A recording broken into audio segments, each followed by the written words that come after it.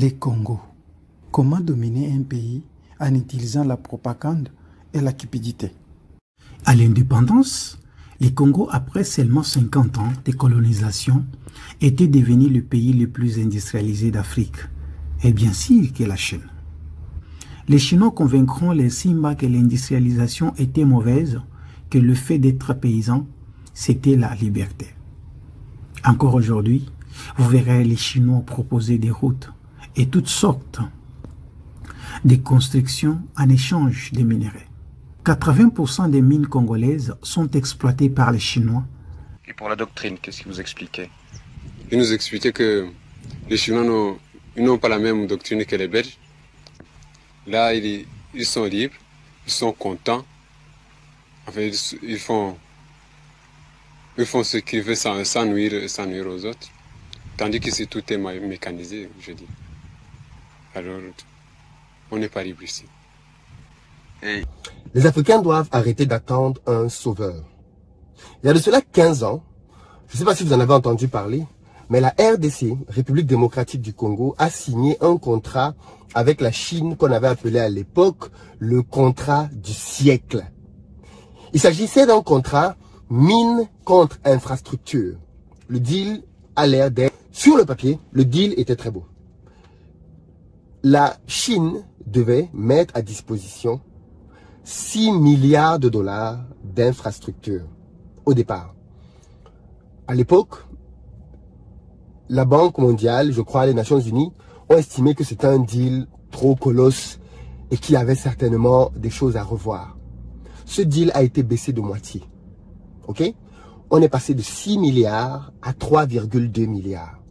Ça veut dire que les infrastructures que la Chine devait construire en RDC devaient équivaloir à peu près 3,2 milliards. Et en contrepartie, donc, elle devait prendre des ressources sur place d'une valeur d'à peu près 3,2 milliards.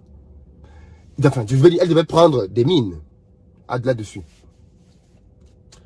Aujourd'hui, quand on regarde 15 ans plus tard, les amis, ce qui devait être le contrat du siècle est devenu l'arnaque du siècle. Et je pense que ça va nous permettre de comprendre comment la Chine fonctionne, mais aussi pourquoi il faut que les Africains arrêtent d'avoir le sentiment que quiconque viendra les sauver, que quiconque aura pitié d'eux, et ce fût-ce aujourd'hui la Russie. Oui, je sais que dès que tu dis ça, oh mais comment Philippe peut dire ça contre la Russie? C'est le même élan de naïveté que l'on entendait il y a 15 ans. Les Chinois sont nos amis, ils ne peuvent pas nous vouloir du mal. Il n'y a que les Français et les Belges qui veulent piller les Africains. Donc maintenant, on peut travailler avec les Chinois tranquillement. D'après les promesses, on devait avoir 5000 logements sociaux. 15 ans plus tard, on a combien de logements? 1000, 500, 300, 200, 0. D'après le deal, on devait avoir 31 hôpitaux. On a combien d'hôpitaux aujourd'hui? 10, 15, 5, 3, 2, 1, 0 hôpital. D'après le deal, on devait avoir 2 barrages hydroélectriques. On connaît l'importance des barrages en Afrique avec les coupures intempestives. Si au moins on ne donnait même pas les autres et qu'on faisait au moins les barrages, ça allait résoudre de manière palpable un problème urgent dans le pays. Est-ce que les Chinois ont construit un barrage? Au moins un sur les 2? 0. D'après le même deal, les Chinois devaient construire 2 universités modernes pour former les Congolais. Pour que les Congolais puissent être davantage équipés pour pouvoir prendre en charge leur pays. Les Chinois ont construit 0 université en 15 ans. En quelques mois, les pelles mécaniques et les bulldozers avaient creusé, nivelé, déplacé des milliers de mètres cubes. Et en janvier 1954, le paysage désertique du mont Amba était transformé en un vaste chantier débordant d'activité.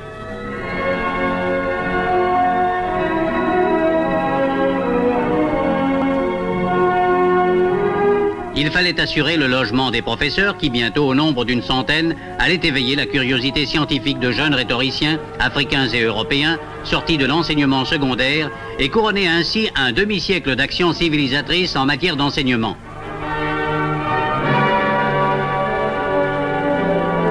En 15 ans, les Chinois devaient construire 2 aéroports. 2 aéroports. Bien évidemment, les Chinois ont construit 0 aéroport.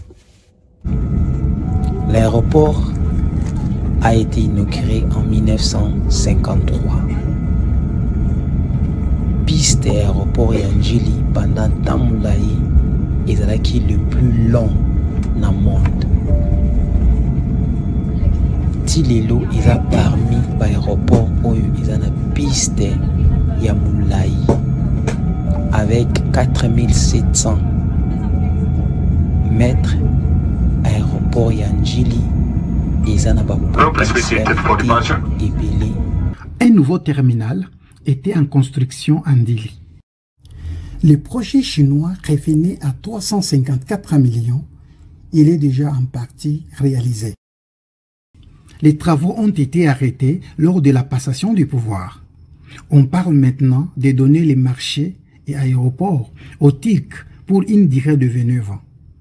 À Kalemi, la même chose. Le gros œuvre est terminé mais abandonné. Un hôpital a aussi été construit puis abandonné. On parle d'un investissement de 1,2 milliard. Au total, les Chinois devaient construire en kilomètres de route 3656 kilomètres. Combien de kilomètres les Chinois ont construit? 536 kilomètres. Le réseau routier a commencé à se dégrader quand les Congolais ont repris leur indépendance aux Belges dans les années 60. Eric se souvient qu'au début de sa carrière, il n'avait aucun problème sur la Nationale 4. Auparavant, quand la route était bonne, il n'y avait pas de problème. Mais pour aujourd'hui, il n'y a pas d'entretien. Auparavant, on faisait ça pour des jours, mais pour aujourd'hui, on fait ça pour au moins un mois.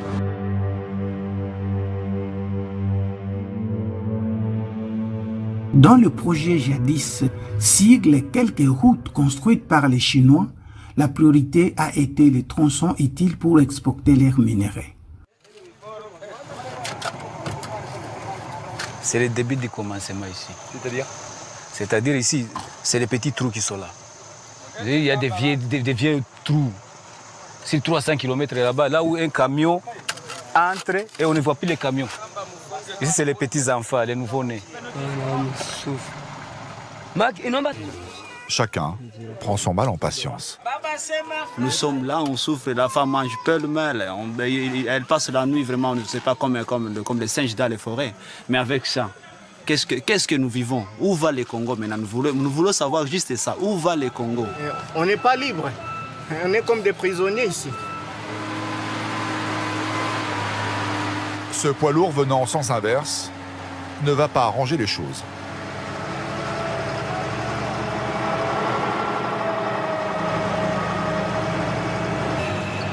Elle sonne peut-être la fin de leur souffrance. Cette machine appartient à une des nombreuses entreprises chinoises installées dans le pays. Le gouvernement congolais leur a confié le marché de la construction des bâtiments et routes. Mais la population ne les aime pas. Les Chinois donnent un pourcentage au gouvernement. Ils soudoient les ministres et obtiennent en échange le marché de la réfection des routes. Mais ils n'ont aucune compétence dans ce domaine. Ils viennent juste pour piller nos minerais. Quand on fait le bilan de ce deal avec la Chine, la RDC a pu obtenir 880 milliards. Excusez-moi, la RDC a pu obtenir 880 millions, pas milliards, excusez-moi, 880 millions en infrastructure contre les 3,2 milliards qui étaient attendus. De son côté, savez-vous combien la Chine a pu prendre de matières premières dans le même temps? Elle devait prendre pour 3 milliards. Vu qu'au final, elle a construit des infrastructures à hauteur de 880 millions, elle devrait normalement prendre des infrastructures, elle devrait normalement prélever les minerais pour 880 millions, puisque c'est ce qu'elle a construit. D'après le rapport, la Chine aujourd'hui a extrait en matière première l'équivalent de 10 milliards. Tikomine a quand même construit le barrage de Boussanga, mais il est destiné en priorité à leurs usines. Idem pour la mine d'or de Kibali, qui a construit sa propre centrale. Le cas de la cimenterie de Kabimba au Tanganyika, c'est un peu différent. La cimenterie était alimentée par Kalemi, Mais la ligne électrique a été volée et l'ancien propriétaire a dit se débarrasser de son usine devenue inopérante en faveur des Chinois. D'après le contrat de concession de production, la société Sicohydro va exploiter cette centrale pour 30 ans. Le barrage devrait entraîner une augmentation de la production de cuivre et de cobalt. Mais à partir de l'année prochaine, nous produirons 250 000 tonnes de cuivre grâce à l'électricité du barrage de Boussanga. Patate. Ah ouais, 10 milliards. Ils devaient mettre sur la table 3 milliards pour prendre en contrepartie 3 milliards de matières premières. Les gars ont pris pour 10 milliards et ils ont dépensé 880 millions. Le contrat du siècle est devenu l'arnaque du siècle. Je rappelle que c'est la même Chine qui a offert gracieusement à l'Union africaine un très beau bâtiment en Éthiopie, à Addis Abeba, qui devait être le siège de l'Union africaine. Les Chinois ont décidé d'offrir gratuitement aux Africains un bâtiment. Quelle générosité! Juste qu'on s'est rendu compte, quelques années après, que le bâtiment que les Chinois avaient offert à l'Union africaine était truffé de micros, de caméras espionnes, pas des caméras, des micros, qui permettaient de pouvoir entendre tout ce que les Africains se disaient. Et tout cela a été remonté en Chine chaque jour. Voilà donc un ami qui t'offre un bâtiment en solidarité, en amitié, mais qui en fait s'avère être un bâtiment truffé, je dis bien truffé de micros pour t'espionner. Est-ce qu'à partir de là, on peut encore considérer que c'est un ami? Est-ce qu'on peut réellement dire en 2023 que, avec l'histoire et les faits, les Chinois se sont comportés vis-à-vis des Africains comme des amis? Je vous laisse répondre. Chacun son avis. Et pour la doctrine, qu'est-ce qu'il vous expliquait? Il nous expliquait que les Chinois n'ont pas la même doctrine que les Belges. Là, ils sont libres, ils sont contents. Enfin, ils font ce qu'ils veulent sans nuire aux autres. Tandis que si tout est mécanisé, je dis. Alors, on n'est pas libre ici. Enfoncés dans la boue jusqu'au châssis, ils sont obligés de le soulever. L'opération est délicate. Le train arrière pourrait être arraché.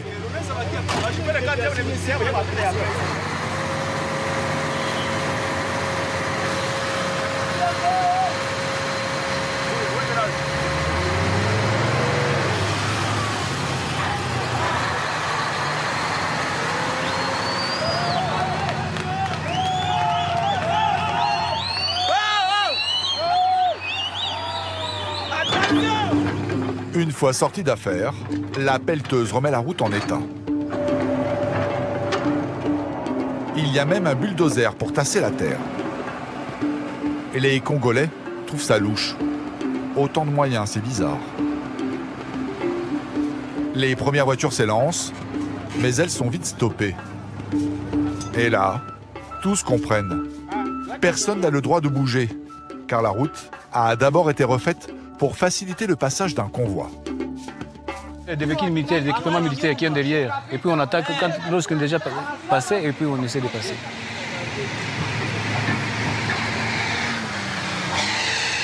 Les militaires se rendent dans la région de Goma, lancer une grande offensive contre les rebelles. Sous les yeux dépités des voyageurs, la route, à peine refaite, est labourée par une vingtaine de camions et une douzaine de chars d'assaut.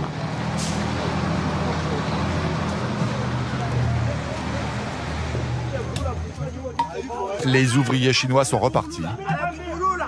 Devant ce nouveau désastre, la colère monte.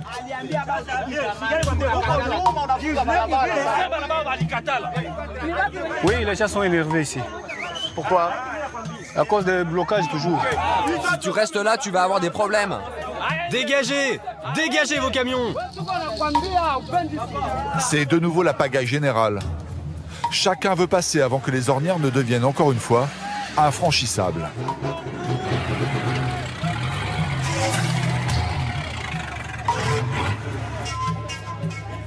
Ça fait combien de temps qu'on attend là depuis ce matin? Depuis bon. Avant l'indépendance, les travailleurs congolais avaient construit 140 000 km de routes. il était possible de faire Matadi-Bukavu avec une simple voiture. Les Congolais avaient du travail dans des usines. Les contrats du siècle, routes, hôpitaux, universités, maisons sociales, promis par les Chinois en échange des mines, ne verront jamais les jours.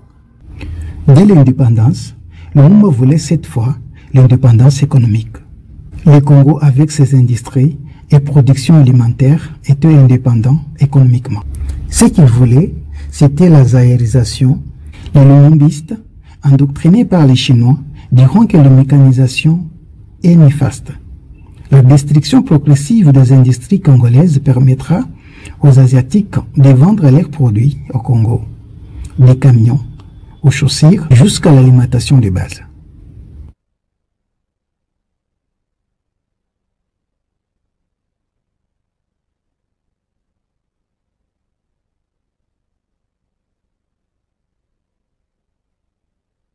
La plus grande mine d'or d'Afrique exploitée par Sud-Africains, Kibali Mining, pour ceux qui ne connaissent pas, c'est à l'est du Congo. La majorité des alimentations appartiennent aux Indiens, ainsi que la plus grosse compagnie aérienne, Service Air. C'est donc les BRICS, les concurrents des Occidentaux, qui sont les maîtres du Congo.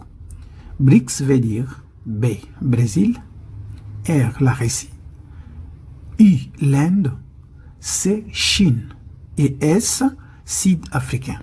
C'est la raison par laquelle le Sud-Africain envoie leurs troupes à l'est du Congo. La MONUSCO a aussi commis l'erreur en envoyant les troupes en majorité indiennes à l'est avec pour chef un Brésilien, étant donné qu'ils ne sont pas neutres dans les conflits. À Rougari, le commandant Singh dirige un bataillon indien, une centaine d'hommes, dont la principale activité est de parcourir la région à pied, par petits groupes, parfois jusqu'à 7 heures par jour. Ici, il n'y a quasiment aucune route praticable. À l'intérieur des terres, il y a de nombreux champs. C'est le moment où les gens sont loin des zones peuplées. Ils sont isolés, ils sont vulnérables. Le terrain est très difficile, c'est vallonné, montagneux et en plus il y a de nombreuses forêts. Nous on fait ces patrouilles dans les champs pour dissuader les groupes armés, les bandits ou même les civils qui seraient tentés de commettre des méfaits. Concrètement, cela donne un sentiment de sécurité à ces fermiers. Bon, chaque fois dans le marché se trouve les moniques ici. Mais c'est le mal à 7 km d'ici. Les gens d'ici nous pillent, chaque jour on pille. Vu des comportements bizarres, la population a demandé que la MONUSCO dégage du pays. De nouveaux affrontements meurtriers se sont produits lors d'une manifestation contre la mission des Nations Unies en République démocratique du Congo. Descendus dans la rue pour la 3e journée de protestation consécutive dans l'est du pays, les manifestants accusent la force de maintien de la paix de ne pas protéger les civils alors que la violence s'accroît dans la région orientale. Ils demandent le départ des forces de l'ONU présentes dans le pays depuis des années. Le Congo, c'est notre patrimoine. Le Congo, c'est pour les Congolais. Et depuis que la MONUSCO est là, la MONUSCO ne fait rien. La population est égorgée du jour au jour. Et pourtant, nous avons une mission de l'ONU pour sécuriser la population. Mais la population est massacrée. La population, on égorge les gens comme des moutons à la présence de cette MONUSCO-là. Quand les casques bleus rentreront chez eux, nous allons nous occuper nous-mêmes des choses. Ils disent qu'ils n'ont pas les moyens de combattre le M23, alors nous allons nous défendre par nous-mêmes. Ici, à Goma, dans l'est du Congo, la force des Nations Unies est visible absolument partout. Un budget de 1,3 milliard de dollars par an et près de 20 000 hommes. Et malgré cet impressionnant dispositif, la population est toujours victime de groupes armés. Dernièrement, une annonce des contrats sur des minéraux signés entre le Rwanda et la Belgique a fait scandale. Que pouvons-nous conclure? On peut conclure que la Belgique n'a pas de mines au Congo et doit s'en procurer d'une autre façon. Pourquoi ne pas signer avec le Congo alors? Le Congo n'a plus de minéraux à vendre, car ce ne sont plus les entreprises étatiques qui produisent les minéraux. Les sociétés d'État comme la Gécamine, MIBA ou même dans les autres domaines, transport Onatra, Air Zaïre, Office des routes, Office des postes et communications, SNCC Chemin de fer sont à l'abandon en faveur des sociétés privées. Au lendemain de la décolonisation, c'est-à-dire en 1960-65, le Zaïre avait pour société nationale minière la Gécamine, qui à l'époque avait exploité 2 carrés miniers sur 134. C'est-à-dire que nous avons emmené avec 2 carrés miniers le Zaïre au premier producteur mondial de cuivre. À partir de 1997 à nos jours, sur les 134 carrés miniers, 130 ont été vendus.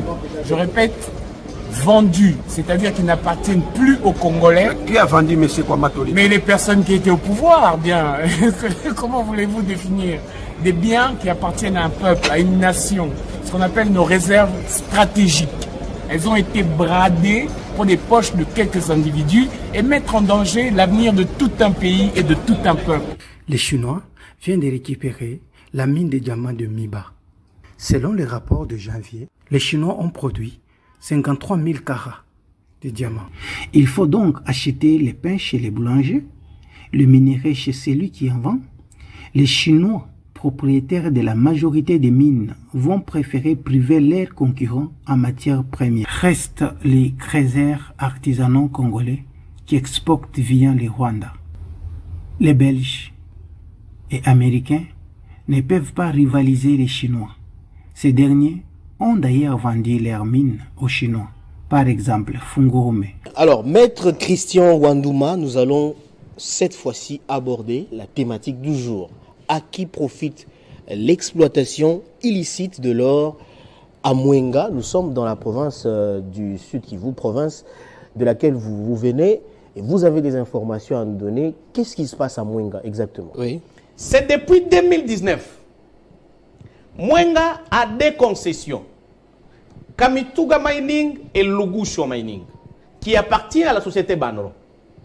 Et cette société a fait la prospection il y a plus de 17 ans, sans commencer à exploiter, mettant à mal la population qui vit dans cette territoire. C'est une société chinoise? Non, ce n'est pas une société chinoise, mais une société canadienne, si je ne me trompe pas. Okay. Canadienne et sud-africaine. Maintenant, c'est en 2019 que Kamituga Mining va commencer. Étant incapable d'exploiter, va signer un protocole, un simple protocole, oui, avec une société chinoise qui s'appelle Oriental Ressources Minérales, pour dire, vous allez encadrer les coopératives qui pilient dans les zones alluvionnaires et que, au retour, vous serez en train de prendre de l'or. C'était le mafia pour permettre à cette société chinoise d'amener plus de 70 engins et commencer à faire une exploitation industrielle, chassant au mépris ces coopératives reconnues dans les RESCOM, le regroupement de coopératives qui œuvrent dans leurs concessions. Et ce qui a fait la boum du gouvernement. La situation va pousser à ce qu'il y ait une commission de l'Assemblée nationale, des députés qui sont allés enquêter là-bas. Qu'est-ce qui se passe? Le gouvernement national est allé là-bas. De retour, il y a eu des recommandations, il y a eu des têtes ciblées. L'Assemblée nationale a envoyé une recommandation au gouvernement. Oui, après la mission d'enquête. Après la mission d'enquête, parce que c'était du tohu-bohu, c'était catastrophique. Pillage des ressources minérales, fraude de l'or. C'était terrible. À un moment donné, le gouverneur du Sud Kivu avait suspendu les activités. 3 mois après, il y a eu des appels anonymes, je ne sais pas d'où. On a été obligé de fabriquer une correspondance pour dire que vous, les sociétés qui êtes à Mwenga, essayez de travailler aux côtés de la communauté locale. Donc, vous êtes en train de dire que toutes ces missions d'enquête déployées sur place n'ont produit aucun résultat? Mais aucun résultat, je vous l'ai dit. Donc, après 3 mois, cette exploitation illicite a reprise dans le territoire de Mwenga aujourd'hui. Mais ce que nous regrettons, c'est l'avenir de ces territoires. C'est l'avenir de cette province. Imaginez, chers journalistes, ça vous serez surpris. Oui. Depuis 2019, il y a 21 sociétés à Mwenga et précisément dans une seule chefferie. 63 80 000 $ que ces sociétés produisent. Si vous mettez cet argent Ça, c'est par mois. Oui, OK? oui. Si vous mettez cet argent, vous multipliez ces montants par mois, fois 12 mois, fois 21 sociétés minières. Vous avez 196 millions de dollars, 560 000 dollars. Donc l'État perd beaucoup. Voilà là où nous avons l'État défaillant, qui perd 196 millions 580 000 dollars par an, à Mwenga seulement, dans une seule chaufferie. Avec l'AIE, regardons, l'État peut arriver à gagner 2 millions et 2 millions pour construire la route Bukavu, Kindu, Kananga, Kinshasa. Aujourd'hui, pendant 5 ans, l'État a perdu, pendant 5 ans, l'État est en train de perdre plus d'1 milliard 265 millions. Il est ridicule que le gouvernement fasse toujours recours à des pays étrangers, à des grandes puissances, pour emprunter 20 millions, 30 millions, 100 millions de dollars, pendant que dans une seule chefferie, on produit 985 millions. C'est inexplicable et c'est une interpellation. Je pense, bien sûr, que les gens qui sont derrière cette exploitation illicite ne sont pas en train d'aider le chef de l'État. Et deux, ils ne sont pas en train d'aider le gouvernement. Trois, ils ne sont pas patriotes. Parce que s'ils étaient patriotes, la province du Sud Kivu aujourd'hui est devenue comme une misère. Une misère coloniale. Tu peux y passer, tu dis, à l'époque de Belge, il y avait ça ici. Or, c'est une province qui a des richesses. Regardez Chabunda aujourd'hui. Il y a suffisamment de richesses de l'or. Mais pour y arriver, il faut payer l'avion à 345 $. Là où il y a une route de 220 km. Arriver à Kamituga, à Kitutu aujourd'hui, ou à Kitindi, il faut prendre une moto. Il n'y a pas de pont. Il n'y a pas la route. Les camions font 2 mois pour arriver à Kamituga, pour arriver à Kitutu. Et là, le gouvernement croise les bras. Et là, les Chinois, nous faisons enrichir les envahisseurs étrangers au détriment d'une catégorie ou d'un clic d'individus à Kinshasa qui vivent au détriment de ces richesses. C'est anormal. Pourquoi ne pas identifier tous ceux qui trempent sur ces pillages de ressources, et ces ressources qu'on pille là-bas alimentent le Rwanda. Et la guerre que nous avons aujourd'hui à l'Est, le Rwanda maîtrise très bien qu'avec le Sud Kivu, le Nord Kivu, il y a assez de richesses et comment ne pas mettre de côté, de poursuite, de créer encore des rébellions. Donc, au chef de l'État étant les garants de décision. Donc l'ennemi peut tirer ficelle. Mais oui, directement. Donc, tous ceux qui complotent pour ces pillages sont à Kinshasa, sont au Sud Kivu. Que le chef de l'État ouvre les est bon, afin de voir tous ces comploteurs, ces soutiens, ces martons de ces sociétés à capitaux chinois qui travaillent avec des coopératives comme des mallettes, puissent suivre la rigueur de la loi et ça sera justice pour ces peuples de Mwenga. Ça fait 5 jours où la population barricade la route. Parce qu'il y a un pont qui est en état de délabrement très avancé et que les sociétés minières qui exploitent là-bas préfèrent passer par l'eau, préfèrent passer par avion au lieu de réhabiliter ces ponts. Et la population a dit, nous resterons ici jusqu'à ce que ce pont sera réhabilité. Aujourd'hui, il y a 18 engins excavateurs qui sont bloqués là-bas. Parce que la population s'est dit, nous ne sommes pas assistés par l'État congolais, c'est l'heure de se prendre en charge. On accuse les Occidentaux d'épier le minerai du Congo. Or, ils sont presque disparus du pays. Par exemple, dans la province du Tanganyika, riche en lithium, or et mines de charbon, il n'y a que 3 Belges, pour une superficie presque 5 fois plus grande que la Belgique. L'un est employé pour la construction des routes et l'autre est pensionné. D'autres blancs peuvent être vus provisoirement dans des œuvres humanitaires telles que Médecins sans frontières. La population ne sait plus distinguer qui est un Belge et qui est un Chinois. Toute salutation aux personnes au teint clair, c'est toujours un Chinois. Les nouveaux Mondele du Congo, cette confusion permet de détourner les accusations vers les Occidentaux absents du pays. Les Belges résidant au Congo, Rwanda et Burundi ont eu leurs comptes bloqués en Belgique, étant donné que leurs adresses et origines de fonds sont difficiles à prouver. Même ceux dont leur seule entrée et la pension belge. Franck, le champion de motocross congolais, a même fait une pétition. La traçabilité d'argent en Europe empêche la rétrocession. Les Chinois, n'ont pas ces problèmes-là. On comprend que la Belgique aussi est infiltrée. Et oui, il y a aussi des traîtres en Belgique. Voici en résumé notre documentaire. La domination BRICS.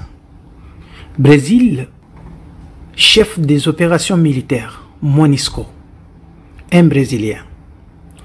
La Russie, avions, hélicoptères, avions de chasse, armement MONUSCO, l'armée congolaise et pilote des avions de chasse et d'hélicoptères, la Russie.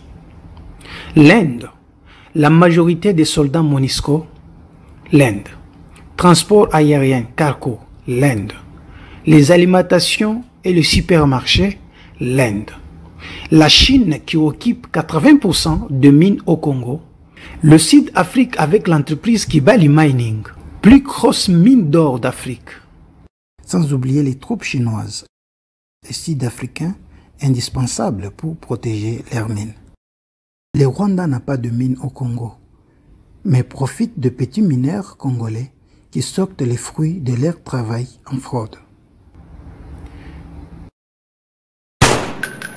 Les BRICS vaincra grâce au suicide des Congolais entre eux-mêmes.